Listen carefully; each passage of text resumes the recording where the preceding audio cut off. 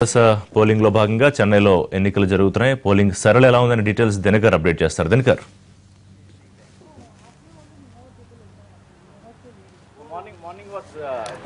ఉదయం 7 గంటల నుంచి ప్రారంభమైనటువంటి పోలింగ్ ఇంకా కొనసాగుతుంది. అయితే అందుతున్నటువంటి సమాచారం ప్రకారం 4 గంటలకు దాదాపు 53% పోలింగ్ పర్సెంటేజ్ నమోదైనట్టుగా మనకు ఎన్నికల సంఘం అధికారుల నుంచి వస్తున్నటువంటి సమాచారం. ఎక్కువగా చెన్నైలో ఈరోజు ఉదయం 7 గంటల నుంచే మధ్యాహ్నం 12 గంటల 1 గంటల వరకు కూడా పోలింగ్ బాగా జరిగింది. ప్రస్తుతం నేనున్నటువంటి చెన్నై సెంట్రల్ నియోజకవర్గం పరిధిలోని ఒక పోలింగ్ బూత్ దగ్గర ఉన్నాం. మొత్తం అంతా కూడా పోలింగ్ బూత్ అంతా కూడా ఖాళీగా ఉన్నటువంటి దృశ్యాలని మన కెమెరామెన్ ప్రతాప్ చూపిస్తున్నటువంటి పరిస్థితి ఉంది. మొత్తం పోలింగ్ బూత్ అంతా కూడా ఖాళీగా ఉంది. ఉదయమే వచ్చినటువంటి ఓటర్లంతా కూడా తమ ఓటు హక్కును వినియోగించుకున్నటువంటి పరిస్థితి ఇక్కడ ఉందని చెప్పవచ్చు. దాదాపు మనం లోపలికి వెళ్తున్నాం. ఇక్కడ ఉన్నటువంటి అధికారులంతా కూడా ఓటర్ల కోసం ఎదురు చూస్తున్నటువంటి పరిస్థితి ఈ పోలింగ్ బూత్లో ఉంది. చెన్నైలో గత ఎన్నికల్లో మాత్రం భారీగా పోలింగ్ పర్సెంటేజ్ నమోదైంది. ఈ రోజు మాత్రం పూర్తి స్థాయిలో ఇంకా ఎన్నికల పర్సెంటేజ్ నమోదు కావడానికి మాత్రం ఇంకా సమయం పట్టే అవకాశం కూడా ఉందని భావించవచ్చు. సాయంత్రం 5 గంటల వరకు మాత్రమే పోలింగ్ స్టేషన్ లోపలికి అలో చేసిన వాళ్ళందరికీ కూడా 6 గంటల వరకు ఓటు వేయడానికి అవకాశం కల్పిస్తామని ఎన్నికల అధికారులు చెప్పడంతో ఇంకా ఇక్కడ ఓటింగ్ శాతం పెరుగుతుందా అన్న చెప్పే ఆలోచన కూడా అధికారంలో ఉంది. ఈసీకి సంబంధించినటువంటి ఎన్నికల సంఘం అధికారులు కూడా అదే భావిస్తున్నారు. మరొక వైపు దక్షిణ తమిళనాడులో మదురై ఆ తర్వాత తంజావూరు ఆ తర్వాత కోయంబత్తూరుతో పాటు కన్యాకుమారి కింద ప్రాంతాలకు వెళ్లే కొద్ది మాత్రం అక్కడ భారీగా పోలింగ్ పర్సెంటేజ్ నమోదవుతున్నట్టుగా మనకు అందుతున్నటువంటి సమాచారం. ఉదయం అక్కడ పూర్తి స్థాయిలో పోలింగ్ పర్సెంటేజ్ లేకపోయినా కానీ ఇప్పుడు మధ్యాహ్నం 12 గంటల నుంచి కూడా ఎక్కువ ఓటింగ్ నమోదైందని కూడా అధికారులకు వస్తున్నటువంటి సమాచారం. 1 గంట వరకు 39% మాత్రమే ఉన్నటువంటి పోలింగ్ నమోదు ఇప్పుడు 4 గంటల 20 నిమిషాలకు మాత్రం ఆ సంఖ్య 52 వరకు పెరిగినట్టుగా అధికారులు చెబుతున్నారు. గత ఎన్నికల్లో 74.7% పోలింగ్ నమోదైంది.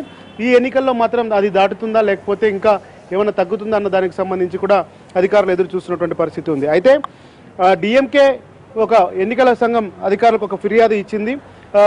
3 గంటల లోపల ఇక్కడ పోలింగ్ స్టేషన్లో ఉన్నటువంటి పోలీసులందరినీ కూడా అన్నాడీఎంకే ప్రభుత్వం అధికారాన్ని దుర్వినియోగం చేస్తూ కూడా వారందరినీ ఇక్కడ విత్డ్రా చేసి సీసీ కెమెరాలు ఆఫ్ చేయించి తర్వాత రిగ్గింగ్ చేయడానికి ప్రయత్నిస్తుందని చెప్పి ముందు జాగ్రత్తగా కూడా డిఎంకేకి సంబంధించినటువంటి నేతలంతా కూడా కాసేపటి కిందట ఎన్నికల కమిషనర్కు కూడా ఇక్కడ కంప్లైంట్ ఇచ్చినటువంటి పరిస్థితి నెలకొని ఉంది. పోటాపోటీగా నడుస్తున్నటువంటి ఎన్నికల్లో ఆ తర్వాత పట్టు సాధించాలని చెప్పి డిఎంకే భావిస్తుంది.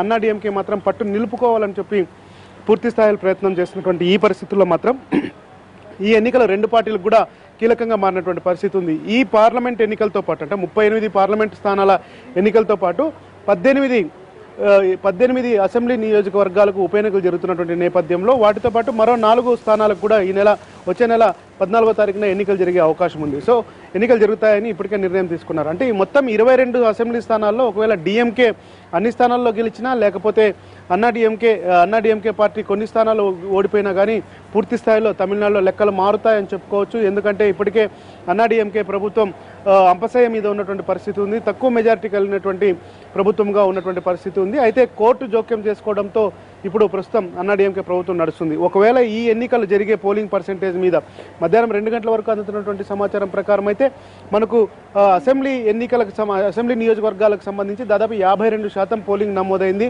దీన్ని బట్టి చూస్తే ఈసారి అన్నా డిఎంకేకి ఎక్కువ ఓటర్లు వేశారా లేకపోతే డిఎంకే పార్టీకి ఓట్లు ఎక్కువ పడాయా లేకపోతే ఈ 2 పార్టీల ఓట్లను చీల్చుతూ టీటీవీ దినకరన్ ఏమన్నా ఎమ్మెల్యే అభ్యర్థులను గెలుస్తాడా అన్నది మాత్రం ఆసక్తికరమైనటువంటి అంశంగా మనం భావించాల్సినటువంటి పరిస్థితి ఉంది. సో పార్లమెంటు స్థానాల ఎన్నికలతో పాటు అసెంబ్లీ స్థానాలకు జరుగుతున్నటువంటి ఉప ఎన్నికలు కూడా ఇటు రెండు పార్టీలకి కీలకమైనటువంటి నేపథ్యంలో ఇక్కడ ఉన్నటువంటి సిచ్యుయేషన్ మాత్రం చాలా కీలకంగా ఉందని చెప్పుకోవచ్చు. ఇప్పుడు ప్రస్తుతం 4 గంటల 25 నిమిషాలు అవుతున్నటువంటి నేపథ్యంలో 5 గంటల లోపల పోలింగ్ స్టేషన్లోకి వచ్చిన వారందరికీ కూడా 6 గంటల వరకు ఓటు వినియోగించుకునే అవకాశం ఉంది.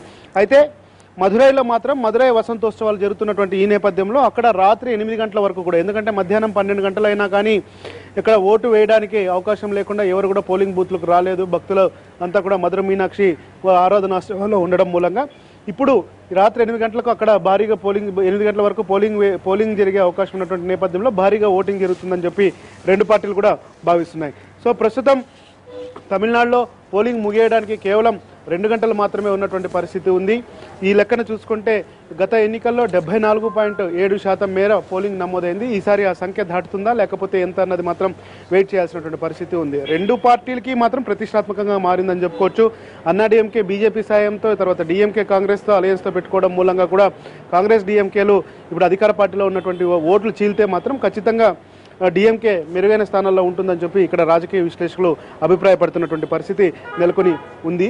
ఆ తర్వాత మరికొద్ది సేపట్లో పోలింగ్ ముగియనుంది. ప్రస్తుతం ఎన్నికల అధికారులు మాత్రం దాదాపు 350 ఈవీఎంల పైన ఫిర్యాదు వచ్చింది. అలాగే 640 వీవీప్యాట్స్ మీద కూడా కంప్లైంట్ రావడంతో వాటన్నిటినీ కూడా మధ్యాహ్నం 12 గంటల లోపల కూడా పూర్తి చేశారు. అవి అన్నీ కూడా సక్రమంగా ఉన్నాయని కూడా చెప్పడం జరిగింది. అయితే పోలింగ్ ముగిసే కొద్దీ అన్నాడీఎంకే డిఎంకేలు కూడా రాజకీయ ఎత్తుగడలో భాగంగా ఈసీకి అనేకమైనటువంటి ఫిర్యాదులు చేస్తున్నటువంటి పరిస్థితి తమిళనాడులో నెలకొని ఉంది.